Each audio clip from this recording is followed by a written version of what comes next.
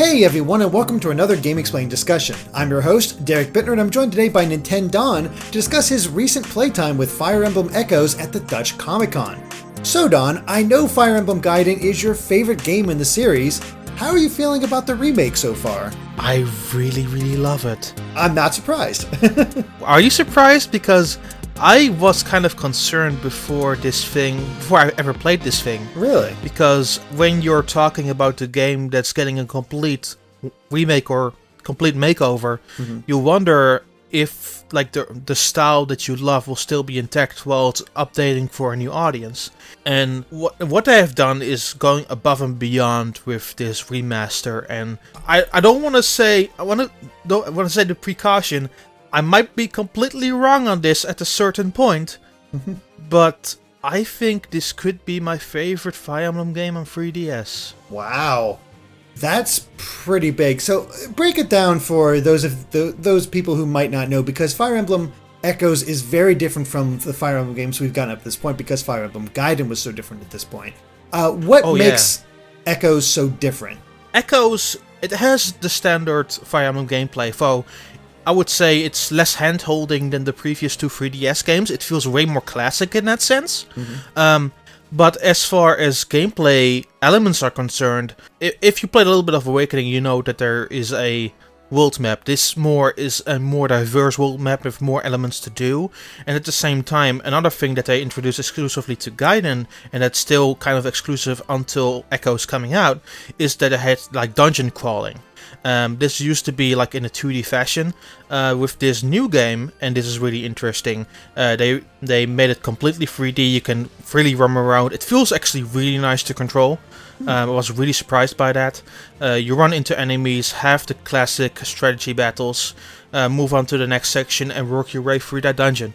Okay, so I gotta ask, because this is actually one of my concerns with the game, is strategy gameplay usually takes quite a while. The matches tend to be, pretty long.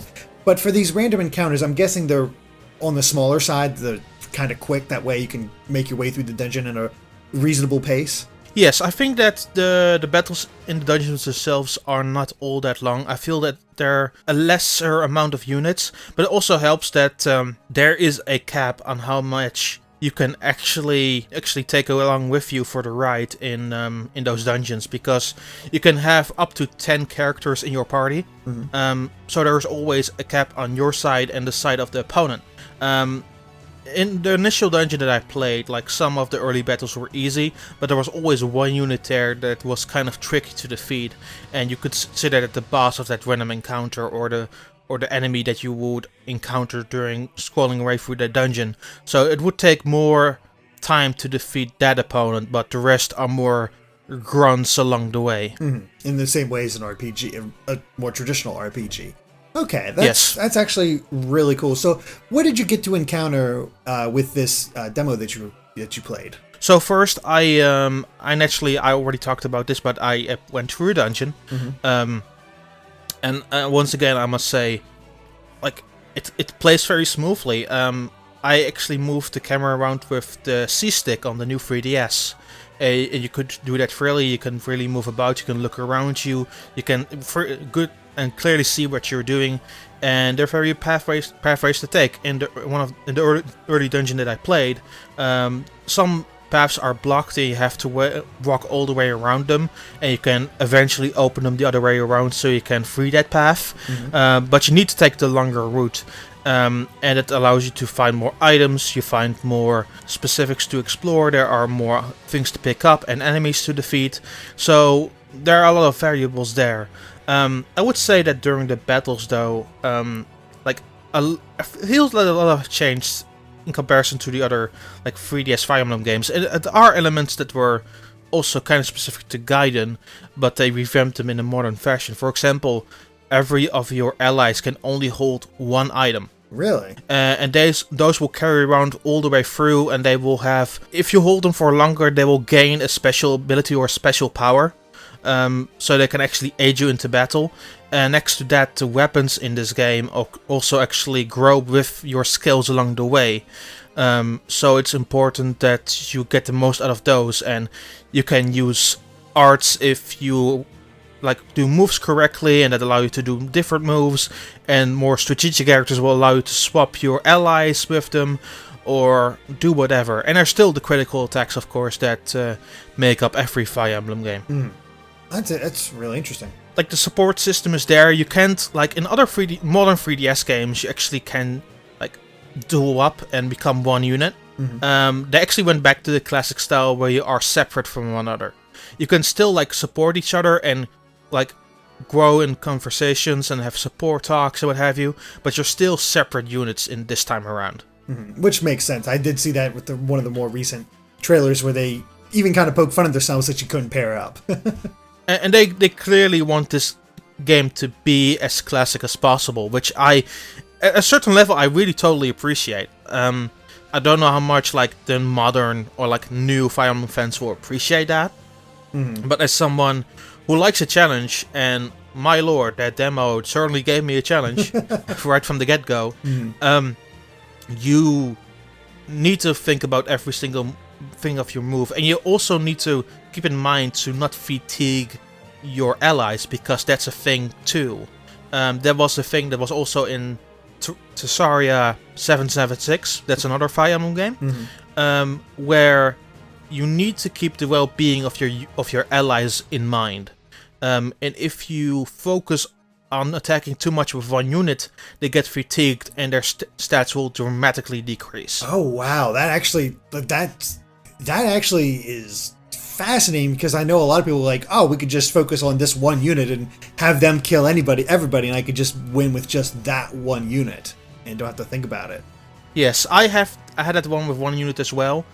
Tobin, which was one of my favorites in the original and is still here, had a lightning sword attached to it, and that was overly powerful. Like, even units he was weak against, he would constantly do 13 damage. So during the second battle, which was at the castle, where you have to free the castle with Alm, I just went all through with Tobin, but Tobin fatigued incredibly fast, because I just kept relying on him, and it drained him of his energy like really quickly. In dungeons, you can actually find a statue, the Myla statue, and that will actually like get rid of the fatigue. You will have to offer up an item, but considering like every single person can only hold one item, you will easily find something that you can sacrifice, I feel. Okay, that's a very interesting balance. I actually really like that. Now, you talk about how the difficulty, and I know it's just demo, so you can't actually save during it. But do you know if you can actually like save after each battle as you make your way through the dungeon, or do you have to save before you go into the dungeon and you're basically on your own once you enter it?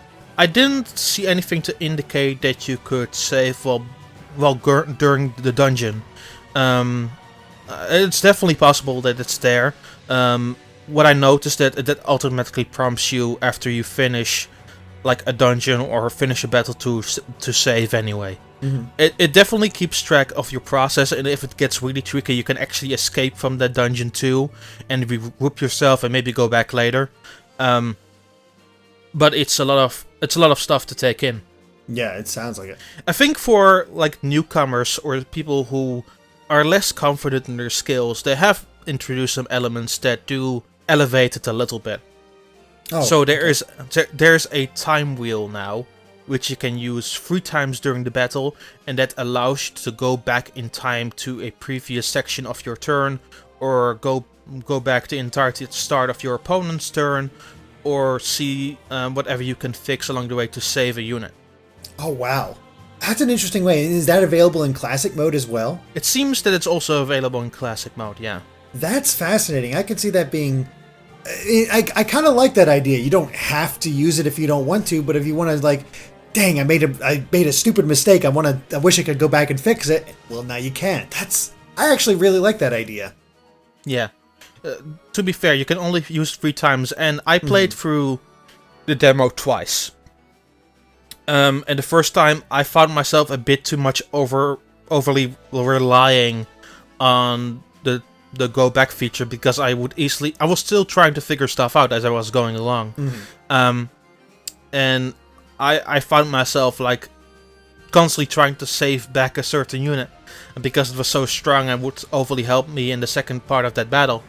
But it's it's not always the most handy thing to do, because you sometimes just need to let the game flow as it goes.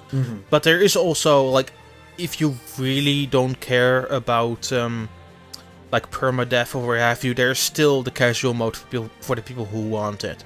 But this is an extra net for everybody involved. Okay. And next to that, there's also a tactics option that allows you to say, let all the units fall back, get around the leader, or just straight up fire into battle. And that you can do that per turn. I noticed with dungeon battles that they would continue to keep going until you press X. With the actual battles, like the full-scale battles, you will only use it per turn, and then you have to activate it again.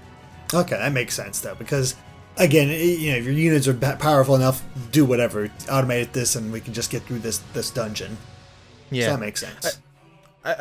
What I feel is that they keep focus on making your own decisions in this game, because I went to options, and I saw that, like, the auto end turn feature that was present, like, that was automatically enabled in the previous 2 Fire Emblem games, was turned off from the get-go.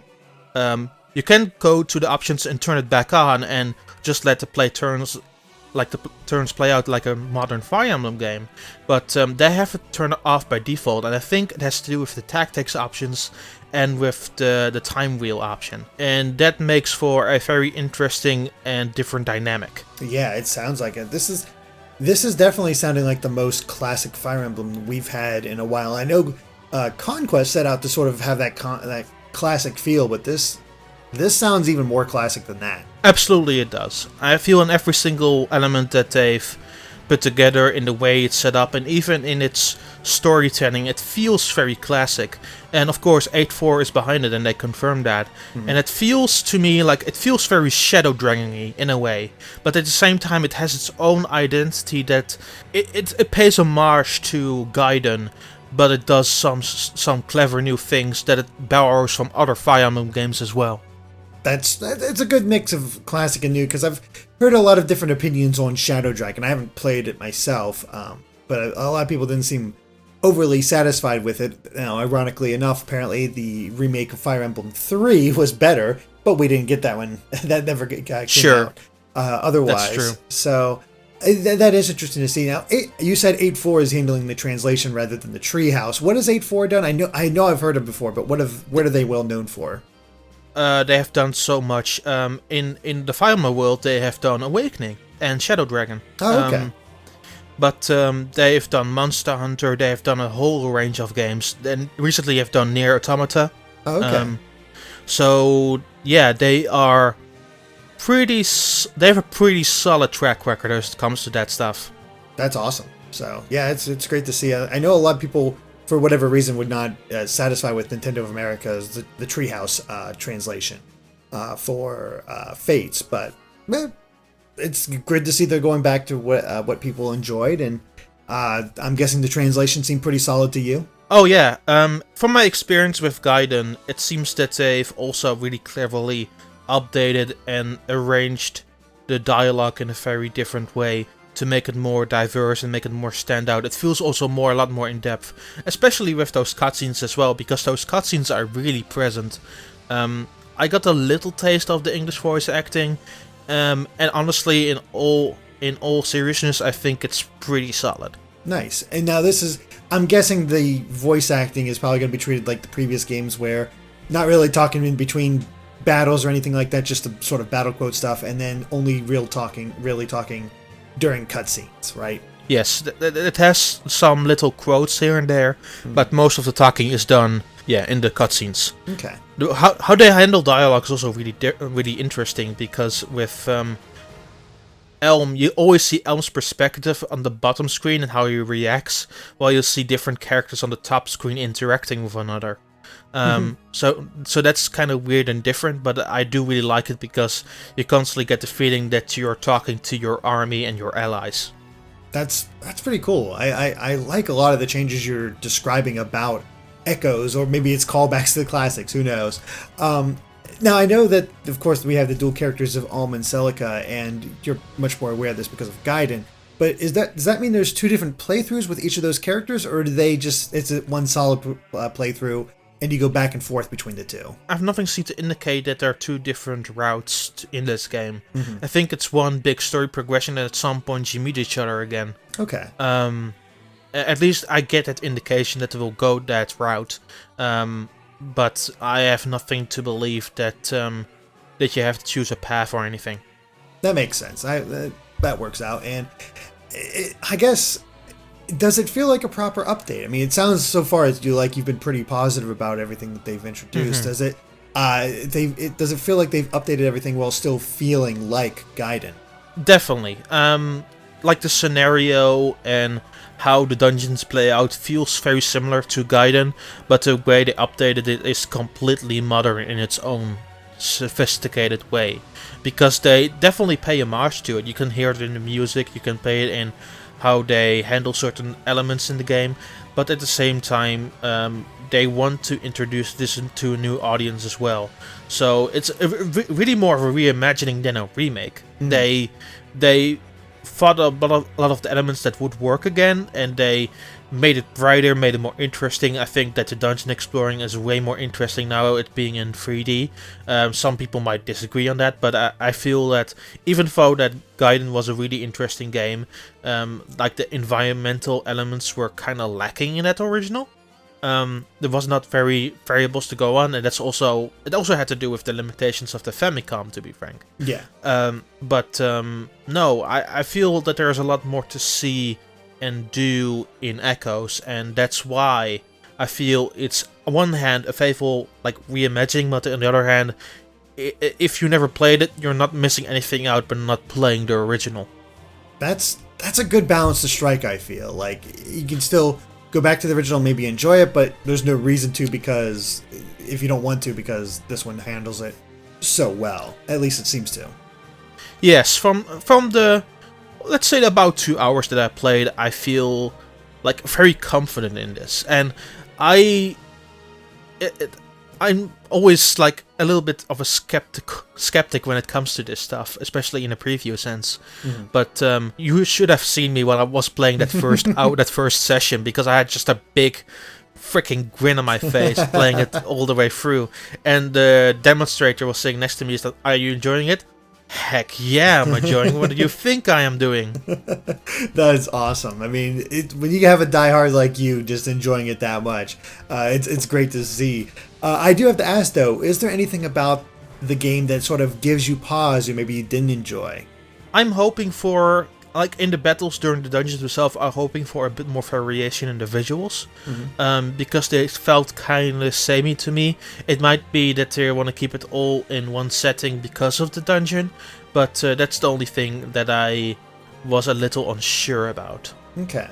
Now, this Fire Emblem that you're able to return to the caves that you've already visited, the dungeons you've already visited, and sort of grind if you need to or want to? As far as I could see in the demo, there was I could just definitely press the A button again and go back. Okay, so yeah, that's definitely good. Again, I like this choice. You can do it, but you don't have to do it. But it also allows for a lot of experimentation if you want to, where you can this new character seems interesting, but they're a little weak, so let's train them up and see how they actually do.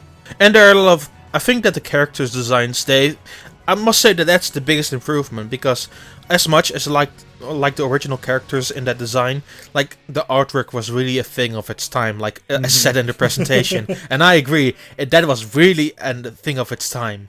Oh yes, I've looked at Fire Emblem Gaiden and looked at the original designs of Ulm and Celica, and I'm like, oh goodness, these are just a million times better. Yes, and they're not trying to make them like the modern characters of Fire Emblem. They're keeping it very classic again. A very low-key classic elements to them, which I really, really enjoy. And it feels more, it gives more the vibe of an older Fire Emblem game. And again, I don't know if everybody will enjoy that, because I am my own little bubble that way, and I just love it that way, and I think it's going to be really fun. Yeah, I think a lot of classic fans will enjoy it, and it might even convert some of the newer fans, because they've been enjoying Fire Emblem up to this point. I think they've done a pretty good job of advertising at this point, and I can see a lot of them just picking casual mode, going through it, and then hopefully enjoying the characters. how solid are the characters in Echoes? I think that's one of the bigger questions for newcomers, because that's, I think, where a lot of the attraction for newcomers comes in with the 3DS games. I think the characters are awesome. I got to see like 1 or 2 support conversations. For example, a character like Cliff, Tobin, the mage, which I completely forgot the name about, but they're all pretty awesome in their own sense, and they're very quirky and interesting. Perfect then. So that'll work out. It'll be very interesting to see how the modern players do react to the fact that you can't get your characters married and have the kids and all that stuff. Like that I'm curious about, because they seem so used to that idea. It definitely departs from some modern Fire Emblem ideas. It has like the map screen and some of that stuff does feel kind of remind myself of Awakening in a recent sense. But outside of that, like it seems to really go back more to the classics, and I'm okay with that. Like, as much as I love like Conquest and Awakening, I feel that Conquest was the one with I feel that the one of Fates were a lot more problems than I would like. And Conquest was like, they tried to make a return to form, it just ended up being a really hard game. Which I totally was okay with, I really like that. But it needs to be hard and also like understandable in a sense. And I feel that is what Fire Emblem Echoes is trying to do right now. And I'm feeling pretty good about that. That has me excited, because, you know, I've been doing streams on occasion for these classic Fire Emblem games, working my way up from the original Game Boy release for America, and of course currently going through Path of Radiance. And playing through Path of Radiance, it really does just stand out how the games still just work and are fun in their own sort of unique way for the in this classic sense. Like they can be challenging, but it still just works, and I like how it all comes together, and I like the idea that Echoes is going to help me sort of recapture some of that magic in a more modern sense. Absolutely. I absolutely agree with that. Yeah. So, yep. Well, any other thoughts about Fire Emblem Echoes from your time with it? What can I say then? I just really enjoyed it. And I will say that over and over and over.